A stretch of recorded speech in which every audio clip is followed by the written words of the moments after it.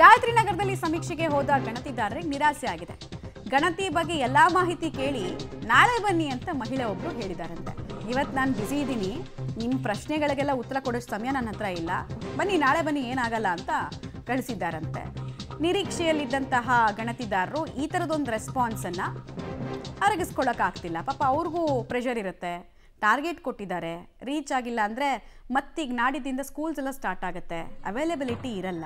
ಸರ್ಕಾರ ನೋಡಿದ್ರೆ ಈ ಸಮೀಕ್ಷೆನ ವಿಸ್ತರಣೆ ಮಾಡೋದಕ್ಕೆ ಮುಂದಾಗ್ತಿಲ್ಲ. ಹೀಗಾಗಿ ಯಾರಿಗೆ ಹೇಳೋಣ ನಮ್ಮ ಪ್ರಾಬ್ಲಮ್ಮು ಅಂತ ಗಣತಿದಾರರು ಕೂಡ ಕೈ ಹಿಸ್ಕೊಳ್ತಿದ್ದಾರೆ. ಆಮೇಲೆ ಅವರೇನು ನಿಮಗೆ ಬೆದರಿಸಿ ನಿಮ್ಮ ಹತ್ರ ಮಾಹಿತಿ ಕೇಳೋಕ್ಕಾಗಲ್ಲ, ನೀವು ಕೊಟ್ಟರಷ್ಟೇ ಅಪ್ಲೋಡ್ ಮಾಡ್ಕೊಳ್ಬೋದು. ಯಾಕಂದರೆ ನಿಮ್ಮ ಮೊಬೈಲ್ಗೆಲ್ಲ OTP ಬರುತ್ತೆ, ನಿಮ್ಮ ಪರ್ಮಿಷನ್ ಬೇಕಾಗತ್ತೆ.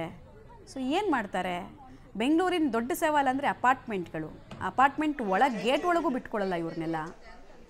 ಅಸೋಸಿಯೇಷನ್ ಜೊತೆಗೆ ಮಾತುಕತೆ ಆಡಬೇಕು, ಕ್ಲಬ್ ಅವ್ರ ಜೊತೆಗೆ ಮಾತುಕತೆ ಆಡಬೇಕು.